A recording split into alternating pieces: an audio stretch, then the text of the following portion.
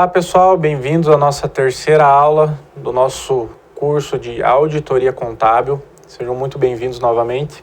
Hoje vamos falar sobre o trabalho de revisão limitada de um auditor. O auditor, ele tem vários tipos de trabalho que ele pode executar. O mais comum é o trabalho que a gente chama de asseguração ou auditoria completa, em termos mais simples, mais utilizado no meio do mundo real, né, que a gente chama de contabilidade. Mas em termos de normas técnicas, existem trabalhos de revisão limitada e trabalhos de asseguração. Nessa aula e na próxima, nós vamos entender um pouquinho de cada um dos dois. Agora, né, basicamente, revisão limitada. Na próxima aula, vamos falar sobre os trabalhos de asseguração. Os dois são muito parecidos entre si. O que difere é a extensão e a quantidade de procedimentos que o auditor precisa executar para que execute um trabalho ou outro. Ok? Então, como havia comentado para vocês, as normas presentes dentro desse conteúdo, dessa matéria aqui, são a NBCTR 2400, que é Trabalhos de Revisão das Demonstrações Contábeis, a NBCPA 400, Independência para o Trabalho de Auditoria e Revisão, e a NBCTA 700, Formação da Opinião e Emissão do Relatório do Auditor Independente sobre as Demonstrações Contábeis. De novo, friso para vocês, esse material, em conjunto com o escrito e os vídeos, os exercícios que vocês vão estar fazendo, vão dar todo o suporte que vocês vão precisar para responder os questionários que foram executados, fazer as provas de vocês, então, e até dar um pouco a mais, né, dar um conhecimento um pouco maior sobre a profissão. Logicamente que quando você não trabalha na área, fica um pouco mais difícil você conseguir palpar aquilo que está sendo dito pela norma, né? Mas por isso que estamos aqui, para tentar ajudar vocês a dar aquela interpretaçãozinha que precisa na norma e tudo mais, com que facilite o seu aprendizado.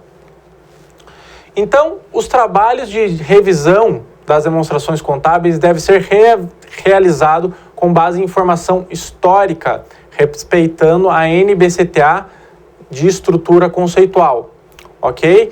Então, quando eu falo aqui, não sendo realizados procedimentos substantivos presentes em uma auditoria comum, que é a asseguração razoável, mas sim utilizados procedimentos analíticos. Dentro da auditoria comum, nós temos 3 tipos de avaliações que podemos fazer. Exames de controles internos, onde vamos percorrer e entender todas as áreas da empresa.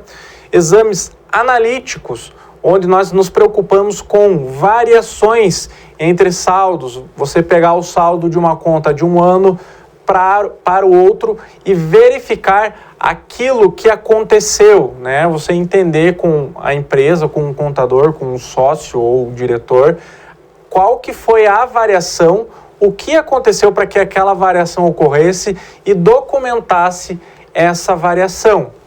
E os procedimentos substantivos são quando você pega o grosso da documentação, onde você faz seleção de nota fiscal, onde você faz seleção de contratos, onde você pega um contrato de empréstimo e recalcula, onde você entende como que funciona o contas a receber da empresa e verifica se aquilo está feito de maneira correta. Tudo isso daí são procedimentos substantivos, ok? Então, numa auditoria comum ou de asseguração razoável, você tem esses 3 tipos de testes ou procedimentos que você pode fazer. Mas, numa auditoria de revisão limitada, você acaba fazendo apenas os procedimentos analíticos. Ou seja, você vai levar muito menos tempo, vai ser muito mais rápido. Só que da mesma forma que você faz em menos tempo, a sua segurança sobre as demonstrações vai ser menor. Por isso que você fala limitado, para que aquela pessoa que você está entregando o seu relatório entenda que aquilo foi feito, mas ainda assim de forma limitada. Você não consegue ter a absoluta certeza que não há nenhum tipo de distorção relevante, porque foi limitado o escopo. Então, como eu acabei de falar para vocês, né, os trabalhos de revisão limitada são menos abrangentes do que um de asseguração razoável, mas é importante lembrar que mesmo tendo um alcance limitado, o auditor precisa ainda conduzir o seu trabalho de forma moral e ética, juntamente com seu ceticismo e julgamento. Se ele julgar que o trabalho de revisão limitada ele não vai ser suficiente para que a opinião seja emitida de forma nem perto do que seria razoável, ele deve recusar o trabalho, ou ele deve não aceitar aquele trabalho, ou solicitar para que seja mudado para um escopo um pouco maior. Dentro da auditoria, você tem essa prerrogativa, quando o auditor ele sente que o trabalho que foi solicitado, ele não está condizente com aquilo que a empresa quer ou aquilo que a empresa precisa, ou aquilo que a empresa deveria estar contratando, ele tem a prerrogativa de avisar a empresa e falar, o trabalho que está sendo executado ele não vai ser o suficiente para os objetivos que foram propostos. Então, precisamos mudar o tipo de trabalho que vamos executar para vocês. Então, o auditor ele precisa fazer isso para que ele não acabe gerando uma opinião errada. Os objetivos do auditor numa revisão limitada é obter segurança limitada por meio de aplicação de procedimentos analíticos e analisar se as demonstrações contábeis estão livres como um todo de distorções. Então, basicamente, lembra que a gente acabou colocando na nossa segunda aula, distorções relevantes? A gente acaba pegando muito essa palavra, vocês vão ver muito ela ao longo do curso. O objetivo principal do auditor é verificar se a demonstração está livre de distorção. E a distorção ela pode ser relevante ou não, né? Acabamos colocando aqui, estão livres de distorções como um todo, tá? Então, quando você tem uma revisão de auditoria, você acaba apontando aquilo que está distorcendo ou não aquela demonstração. Quando você não consegue obter um nível de segurança razoável mesmo, que limitado, você tem que abster de emitir alguma opinião. Então você tem que falar para o seu cliente, olha, eu não posso emitir uma opinião aqui.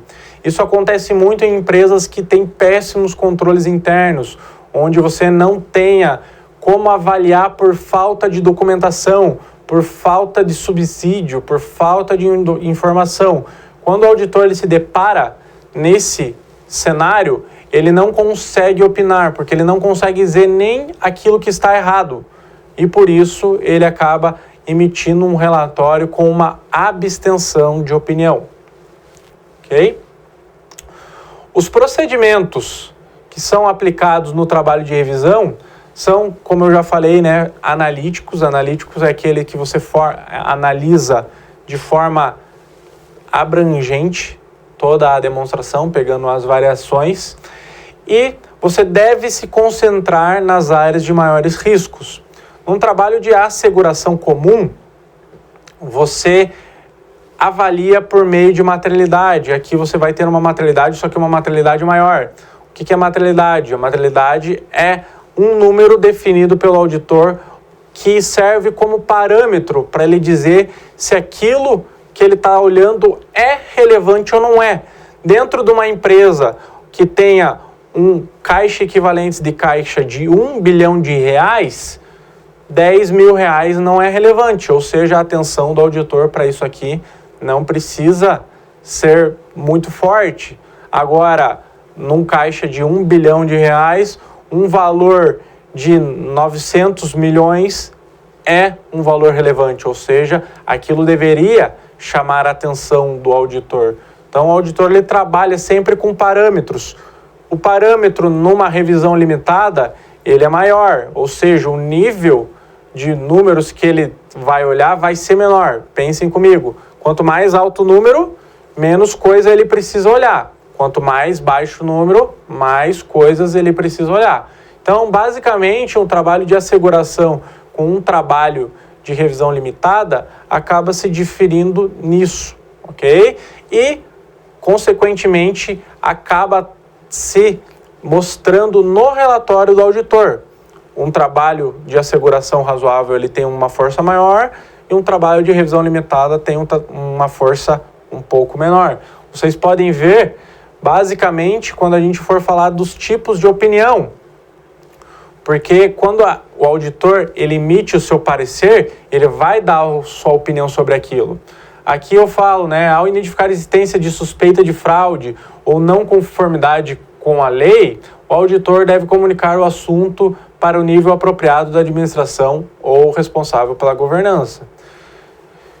Tem uma coisa que eu gosto de ressaltar sempre nas aulas de auditoria, o auditor ele não é responsável por achar fraude. A gente sempre acha que um auditor ele vai estar responsável por achar uma fraude, mas ele não é responsável. Ele está responsável para verificar se aquilo está feito de acordo com as normas ou não.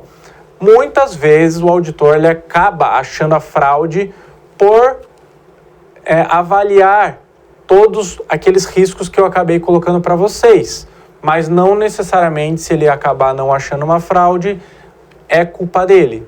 Tudo bem? Quando você vai concluir um trabalho de asseguração limitada, você vai chegar às seguintes conclusões. Conclusão sem modificação, que é quando você diz está tudo correto, não achei nada que me fizesse acreditar que a contabilidade está com algum problema. Conclusão com modificação, onde você determina quais itens estavam errados, então tudo está certo, menos o estoque da empresa que tem esse problema. Tudo está certo, menos os fornecedores da empresa que tem esse problema. Então, assim por diante, você acaba colocando quais são os erros. Demonstrações contábeis com distorções relevantes e impossibilidade de obter evidência apropriada e suficiente. É quando você se abstém de dar uma opinião. Espero que tenha ficado claro e que vocês tenham gostado do material e nos vemos na próxima aula sobre asseguração razoável, que é o trabalho um pouco mais completo do auditor.